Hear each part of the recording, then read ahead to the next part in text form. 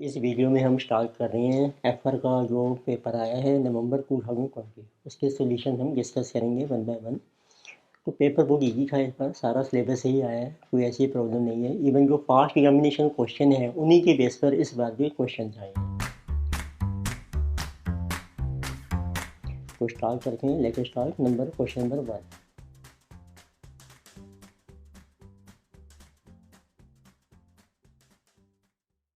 इस क्वेश्चन में दो पार्ट्स हैं, ए और बी। तो ए पार्ट जो है जिसे जो फ्रॉम इंग AS 109, तो जिसे जो first part this is from इंग AS 109 which is related to financial instruments.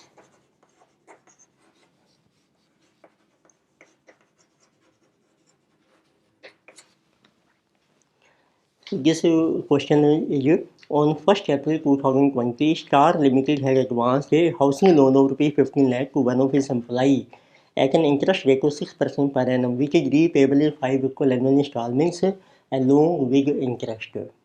तो इट मीन्स कंपनी ने एक लोन लिया है एम्प्लाई को और वो हमें रिकवर होगा 5 इंस्टॉलमेंट्स में। अलोंग विद इंटरेस्ट का मतलब है कि प्लस इंटरेस्ट भी हम एक्स्ट्रा रिसीव करेंगे अलग से एट ईच ईयर एंड। तो लेट से इसका टाइम स्केल बनाते हैं। सो टुडे डे के लिए गिवन है जैसे कि 1 अप्रैल 2020। सो कंपनी का जो नाम है वो है स्टार लिमिटेड। सो इट है कि गिवन लोन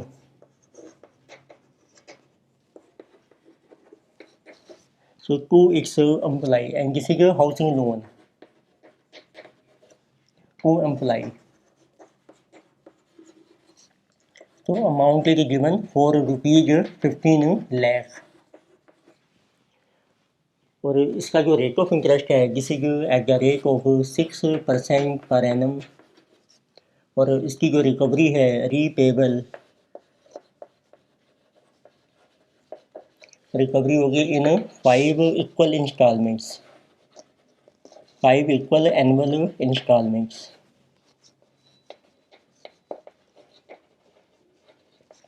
और प्लस आपको इंटरेस्ट भी रिकवर करना है अपना। इंटरेस्ट है आपका एट द रेट ऑफ 6%। तो इसका मतलब है 5 इंस्टॉलमेंट आपकी बनती हैं।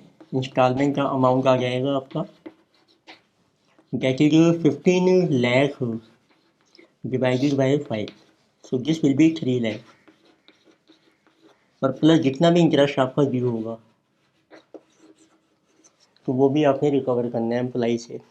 But market rate of interest of similar loan is 10% per annum bye banking institution. उसको कहते हैं मार्केट में क्या रेट चल रहा है, जिसे जो कहा जो करंट मार्केट रेट, तो जिसे जो गिवन को भी 10% पर एनम। तो वो आपने लोन दिया है एम्प्लाई को 6% के ऊपर, मार्केट में रेट है 10%। But accounting of company recognise the staff loan in the balance sheet. तो ये जो हमने एम्प्लाई को लोन दिया है, लोन टू एम्प्लाई, इसको हम ये भी कह सकते हैं स्टाफ लोन। तो ये उसने शो कर दिया है अकाउंटेंट ने अपनी बुक्स में 15 लाख का। And interest income for the year is recognise at contracted rate in settlement of P&L that is 6% को 15 लाख। तो इट मीन्स अकाउंटेंट ने देखो क्या क्या चीज़ें शो की हैं अपनी बुक्स में। अकाउंटिंग ने शो किया है कि ये लोन एसेट है आपकी, दैट मीन इज 15 लाख और उसकी को हम इंटरेस्ट इनकम ले रहे हैं P&L में, that is at the rate of 6% which is 90,000।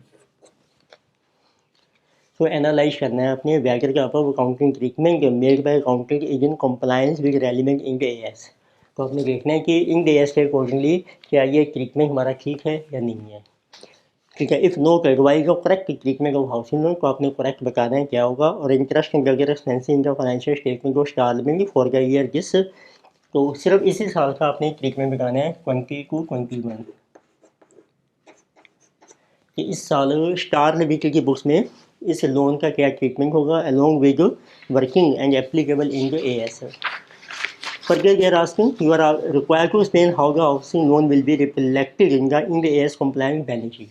और इसको बैलेंस शीट में हम कैसे शो करेंगे एज ऑन 31 मार्च 2021। तो देखते हैं अकाउंटिंग का ट्रीटमेंट ठीक है या नहीं। तो पहले देखते हैं इंड एस 109 का रूल क्या है हमारा। बिल्कुल इसका आंसर बन गया है as per Ind AS 109 loan given by company to its employee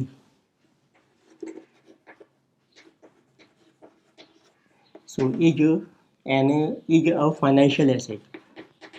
ये एक फाइनेंशियल एसेट मानी जाएगी टू कंपनी के लिए, और इसको किस वैल्यू पे रिकॉग्नाइज करना है। And further you write as per Ind AS 109 financial asset to be recognised in books. तो इसको आपने रिकॉग्नाइज करना है एट इट्स फेयर वैल्यू, जो भी इसकी फेयर वैल्यू बनती है।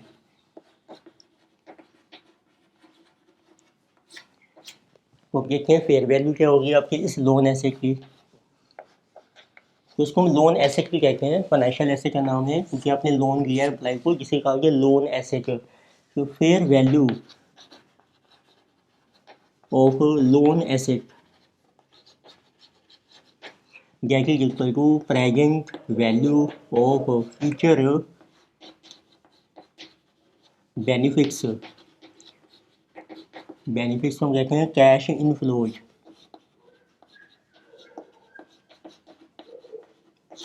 क्योंकि कंपनी को जो भी कैश इनफ्लो रिसीव होना है इस लोन से फ्यूचर में, उन सब की कैलकुलेट करेंगे प्रेजेंट वैल्यू, और प्रेजेंट वैल्यू कैलकुलेट करेंगे हम एट करंट मार्केट में जो यील्ड चल रही है वो है आपकी मार्केट रेट 10%। तो मेंशन कीजिए eight current market yield which is at the rate of 10%। तो इसकी कैलकुलेशन हम शो करते हैं कि कैसे कैलकुलेट करना है अपने। इट मीन्स अकाउंटिंग ने जो शो किया है 15 लाख और इनकम शो की है 90,000। इट मीन्स अब इनकम कैसे रिकॉग्नाइज होगी, ये को आगे आपकी फेयर वैल्यू लोन एसेट, ये आपकी फाइनेंशियल एसेट की वैल्यू है जो आपने रिकॉग्नाइज करनी है। फर्दर और आप मेंशन कीजिए एंड जो आपने इनकम रिकॉग्नाइज करनी है, इनकम को भी रिकॉग्नाइज। इस केस में इनकम कौन सी होगी, वो होगी इंटरेस्ट इनकम, क्योंकि ये लोन दिया है कंपनी ने, उसके ऊपर कंपनी को इंटरेस्ट रिसीव होगा। This will also be recognised so at current market yield. तो मार्केट का जो रेट है at the rate of 10% on outstanding balance, जितना भी आपका बैलेंस है of loan asset in beginning of year.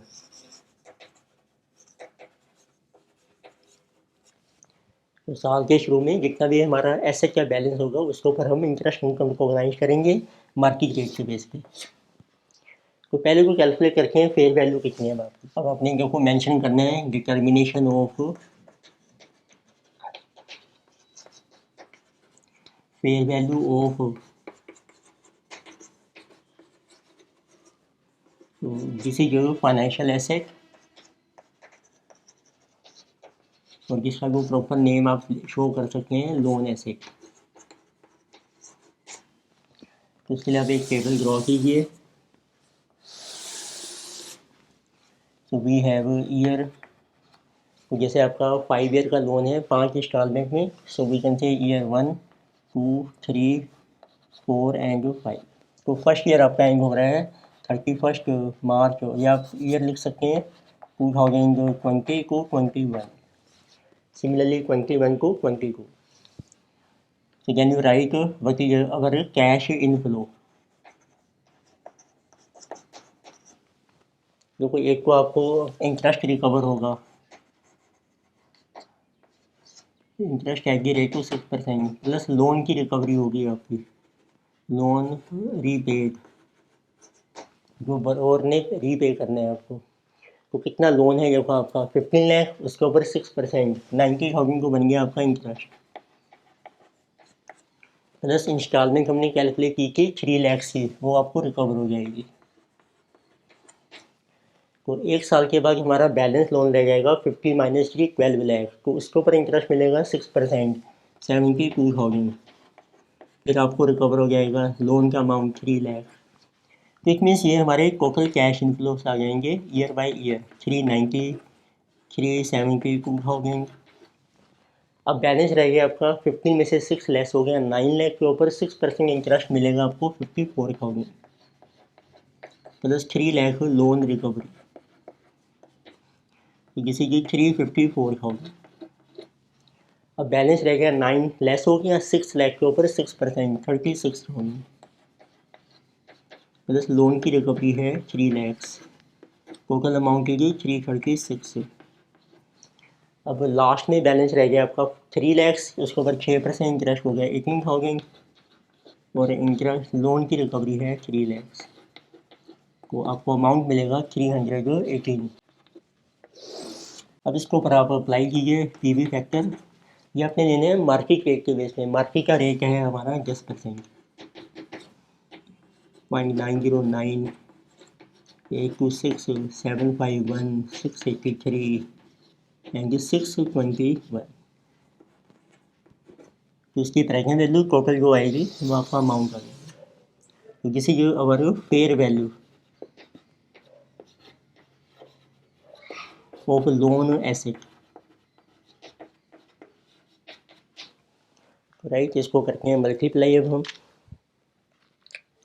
तो दिस इज अवर 390 इंटू 909 यानी कि 372 into 826 then 354 into 751 336 into 683 then 318 into 621.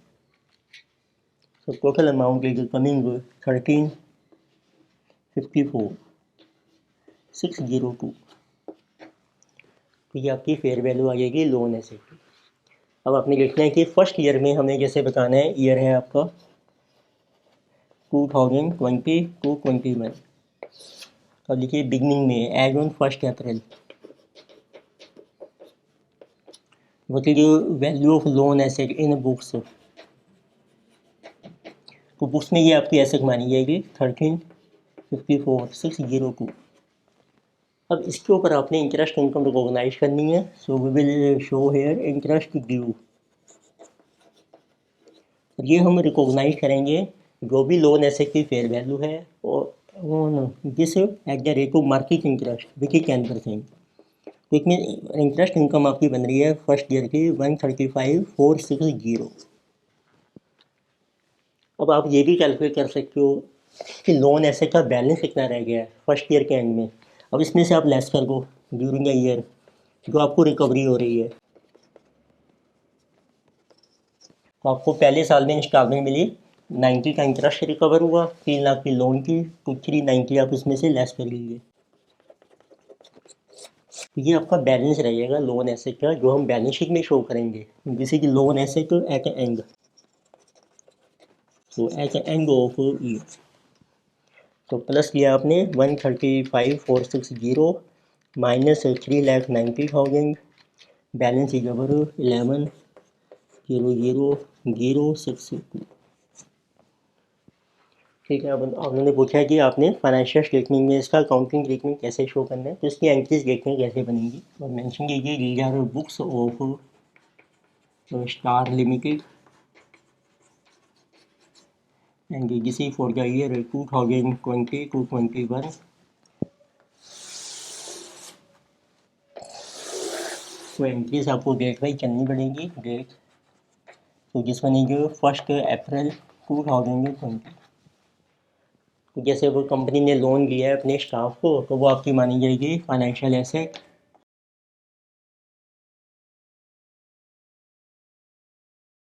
तो उसको आप लिख सकते हैं 6% फाइनेंशियल एसेट।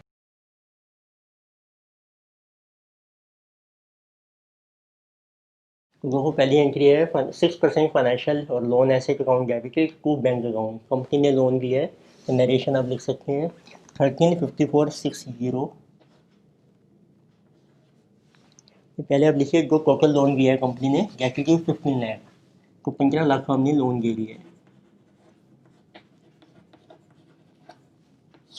इसकी जो फेयर वैल्यू है वो है 1354,602, इसमें जो डिफरेंस है ना वो हमारा लॉस माना जाएगा, तो उसको हम लिखेंगे हम एम्प्लॉई एक्सपेंस, एम्प्लॉई कॉस्ट या एक्सपेंस भी आप लिख सकते हैं, account debited to loan asset account to financial asset जिसका नाम है 6% लोन एसेट अकाउंट। को अपने लिखने हैं कि जो भी हमारा लॉस है, loss in fair value return of, ये आपने राइट ऑफ कर देना है इमीडिएटली। तो आप कैलकुलेट कीजिए how much is loss 15 lakh minus 1354,602, तो ये लॉस मिल रहा है आपका 145,398। ये हमने इमीडिएटली राइट ऑफ कर देना है एज पर इंडियस 109। अब बैलेंस रह गया आपका 1354 रह जाएगा, जिस माइनस जिस करके 1354, उसके ऊपर हमारी अब इंटरेस्ट इनकम ड्यू हो जाएगी। अब आपने एंट्री डालनी है 31 मार्च को, तो इंटरेस्ट आपका ड्यू हो जाएगा, तो एसेट को इंक्रीज कर दो आप, तो financial asset which is 6% loan, so asset account debited to interest account,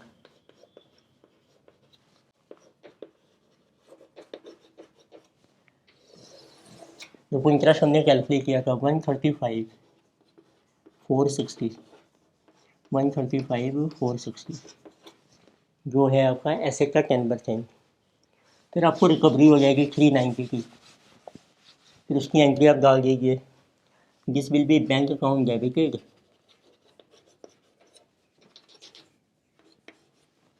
to financial asset which is 6% loan asset.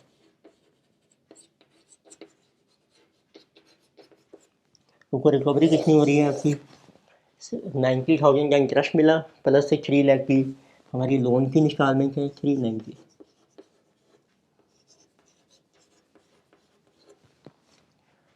तो ये बैलेंस रह जाएगा आपका 11,062 बैलेंस शीट में।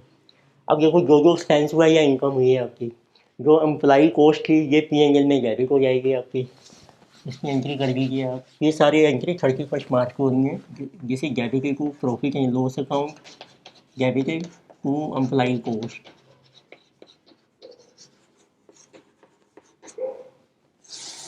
देखिए 145,398 और कोई इंटरेस्ट आपने ड्यू किया था यहाँ पर, जिस मंथ ये क्रेडिट हो रहा है, को ये आपकी इनकम मानी जाएगी इसमें ड्यू बेसिस पर। Interest account debited to P&L, ये P&L में क्रेडिट हो गया। This is 135,460। अब इसका डिस्क्लोजर देखते हैं बैलेंस शीट में और P&L में। तो जब आप इनकम स्टेटमेंट बना रहे हैं प्रॉफिट एंड लॉस अकाउंट, जैसे जो फॉर द ईयर 2020 to 21, तो उसमें आपने देखो 2 डिस्क्लोजर देने हैं। तो आपने एक को शो करना है income, get is over interest on financial asset, तो ये आपकी इनकम है जिस मंथ 135,460। एक आपने एक्सपेंस में शो करना है डिस्क्लोजर एम्प्लॉई कॉस्ट, जो लोन एसेट में आपको लॉस हो रहा है और जो राइट ऑफ किया है आपने 145,398। फिर आपको बैलेंस शीट शो करनी है, then we have to give disclosure in balance sheet. So as on 31 March 2021, तो उसमें हम मेंशन करेंगे एसेट साइड में नंबर 1 है, ये नॉन करंट एसेट्स हैं आपकी, उसके अंदर आप एक हेडिंग बना लीजिए investments, this is our financial asset. Which is 6% loan, उसकी ये वैल्यू रहेगी बैलेंस शीट में 11,000,062। तो एसेट का नाम कुछ भी रख सकते हैं आप, 6% लोन एसेट लिख सकते हैं, फाइनेंशियल एसेट लिख सकते हैं, तो इसको आप सिंपली इन्वेस्टमेंट से हेडिंग में शो कर सकते हैं नॉन करंट एसेट्स में। तो ये हमारे डिस्क्लोजर है। तो इट मीन्स अब उन्होंने ये भी पूछा है अकाउंटिंग का व्यू आपको बताना है, तो आपने मेंशन करना है अकाउंटिंग में देखो इंटरेस्ट इनकम रिकॉग्नाइज की थी 90,000 की, 15 लाख के ऊपर 6%, तो मेंशन करेंगे that is wrong, correct income is this much 135,460 view basis पे। नेक्स्ट भी है question 1 number 1 B part. The following information is available relating to Space India Limited for the financial year 1920। उसमें आपको ईयर दिया है, company का नाम दिया है जिसे स्पेस इंडिया लिमिटेड।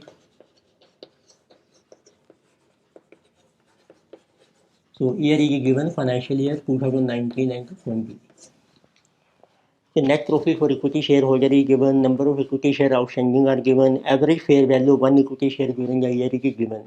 फिर आपको कुछ पोटेंशियल ऑर्डिनरी शेयर दिए हैं, ऑप्शंस हैं, कन्वर्टिबल प्रेफरेंस शेयर्स हैं, एप्लीकेबल डिविडेंड टैक्स है, डिबेंचर्स हैं, टैक्स रेट है। तो आपको कंप्यूट करना है बेसिक एंड डाइल्यूटेड ईपीएस। तो बड़ा इजी क्वेश्चन है, ये सिंपल है, ईपीएस से रिलेटेड है, तो किसी based on EPS.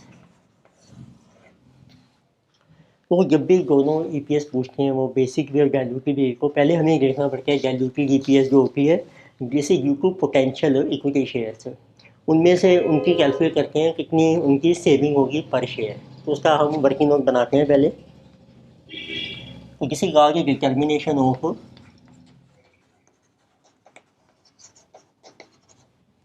Our saving in profit, कि आपको कितनी सेविंग होगी प्रॉफिट में पर पोटेंशियल शेयर।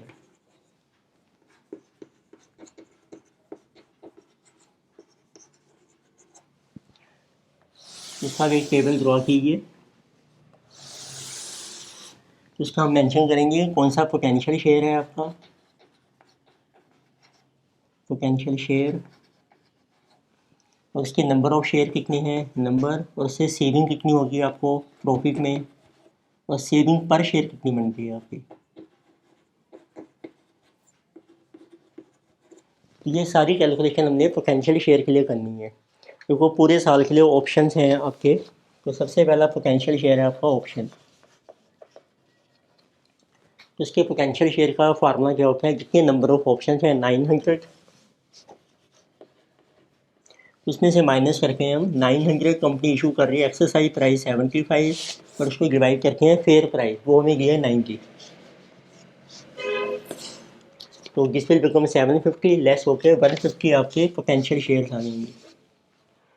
तो ऑप्शन के केस में हम ना ही कोई कंपनी इंटरेस्ट पे करती है ना डिविडेंड पे करती है, तो इसका मतलब है इसमें जो हमारी सेविंग होगी वो नील हो जाएगी, तो सेविंग पर शेयर भी आपकी नील होगी। सेकंड आते हैं पोटेंशियल शेयर, आपको दिए हैं कन्वर्टिबल प्रेफरेंस शेयर। तो उसमें देखो कितने शेयर्स हैं, 7500 शेयर्स हैं, they are entitled to a dividend है ₹9 per share, and each preference share is convertible into 2 shares है। तो उसके पोटेंशियल शेयर बन जाएंगे, तो 7500 शेयर को 2 शेयर में हम कन्वर्ट करेंगे 15,000। अब सेविंग कितनी होगी, उनका डिविडेंड सेव हो जाएगा। तो पर शेयर डिविडेंड आपको दिया है 9 रुपीज़, उस डिविडेंड के ऊपर डिविडेंड टैक्स भी सेव हो जाएगा, वो है हमारा 8%। तो इनको कर रखे हैं 108% या 1.08, या प्लस भी कर सकते हो 8%। तो लेके से but total saving in profit 7500 into 9 plus 8%, total saving आपकी 72,900। फिर कैलकुलेट करो पर शेयर कितनी सेविंग है, guess divided by guess, 72,900 divided by 15,000, saving per share आ रही है आपकी 4.86। इसमें नील सेविंग थी आपकी। थर्ड है आपके पास 10% कन्वर्टिबल डिबेंचर, 100 का डिबेंचर है, 10 लाख के टोटल डिबेंचर्स हैं, कन्वर्टिबल है इनटू 4 इक्विटी शेयर्स में। इसके पोटेंशियल शेयर बनते हैं 10 लाख डिवाइडेड बाई 100, ये बन गया नंबर ऑफ डिबेंचर, और एक डिबेंचर 4 शेयर में कन्वर्ट हो जाएगा, मीन्स 40,000 पोटेंशियल शेयर। इसके ऊपर डिविडेंड हमारा जो इंटरेस्ट है सॉरी वो हमारा सेव हो जाएगा। 10 लाख के ऊपर 10% इंटरेस्ट है हमारा, वो सेविंग बन जाएगी। और उसको बनाएंगे आफ्टर टैक्स। टैक्स रेट दिया है कंपनी का 25%। सो 10 lakh into 10%, 1 lakh, 1 lakh into this 75,000। तो saving per share 75,000 divided by 40,000, ये आपकी पर शेयर सेविंग आ जाएगी।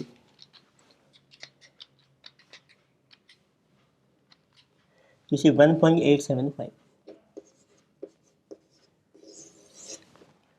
तो इसमें फिर हमें ना रैंकिंग करनी होती है गैल्यूटी डीपीएस के लिए। जिसमें सबसे कम सेविंग है उसकी रैंकिंग नंबर 1 मानी जाएगी, किसी नंबर 1।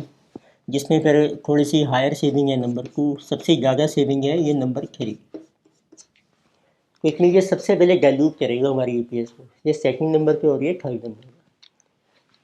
अब हम एक टेबल ड्रॉ करेंगे जिसके बेस पर हम डिटरमिन करेंगे बेसिक और गैल्यूटेड ईपीएस। तो उसके लिए देखो आपको टेबल ड्रॉ करना है, उसमें हम मेंशन करेंगे कि कौन सा शेयर आप ले रहे हैं एंड व्हाट इज प्रॉफिट। उसको डिवाइड करना है फिर आपने नंबर ऑफ शेयर से, वो आपकी ईपीएस आ जाएगी। सबसे पहले लेते हैं हम जो हमारे ऑर्डिनरी शेयर्स हैं, आपको दिए इक्विटी शेयर्स।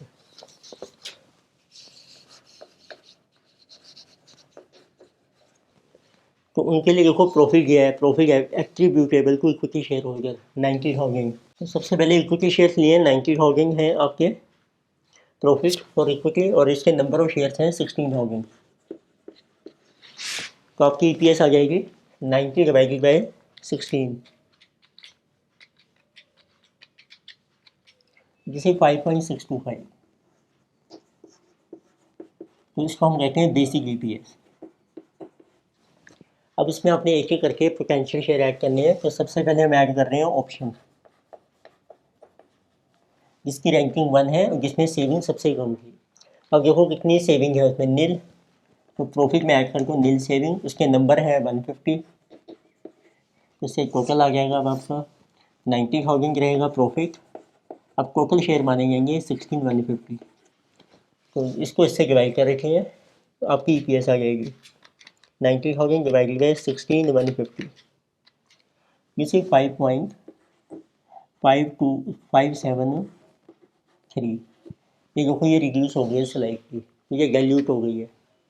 फिर सेकंड रैंकिंग की आपके कन्वर्टिबल डिबेंचर्स की। अब आपको ऐड करने हैं कन्वर्टिबल डिबेंचर्स 10%। कन्वर्टिबल डिबेंचर्स उनकी देखो सेविंग है प्रॉफिट में, सो जिस बात 75,000 वो प्रॉफिट में ऐड कर दो आप, और उसके नंबर ऑफ पोटेंशियल शेयर हैं 40,000। तो दोनों का टोटल बन जाएगा 165 एंड टोटल शेयर्स आर 56,150। तो उसको डिवाइड कर लीजिए, आपकी ईपीएस आ जाएगी 165,000 डिवाइडेड बाय 56,150, जिसे कमिंग 2.9386। ये भी आप देखेंगे रिड्यूस हो रही है, ये डाइल्यूट हो गई है। लास्ट में आपने ऐड करनी है वो कन्वर्टिबल प्रेफरेंस शेयर, किसी कन्वर्टिबल प्रेफरेंस शेयर, उसकी एक सेविंग है 72,900। उसके नंबर ऑफ शेयर हमने लिए थे 15,000। ये सबसे लास्ट में ऐड हो जाएंगे। ठीक है, रैंकिंग वाइज सबसे पहले ऑप्शन ऐड किए, फिर सेकंड रैंक था कन्वर्टिबल डिबेंचर का, थर्ड है convertible preference share, then we get total. So total profit is coming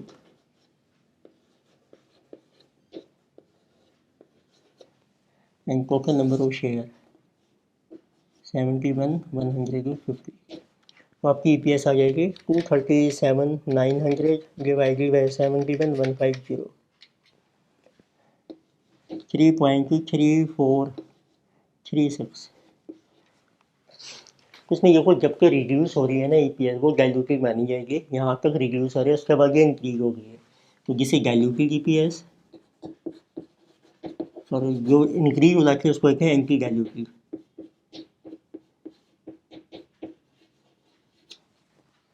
तो आपने आंसर कहना है अपना, बाकी जब basic EPS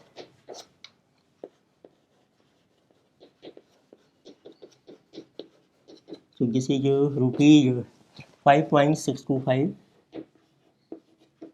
per share, and what is diluted EPS?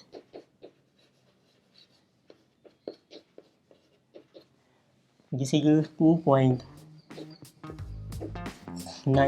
Round of कर सकते हैं 94, ये आपकी diluted है।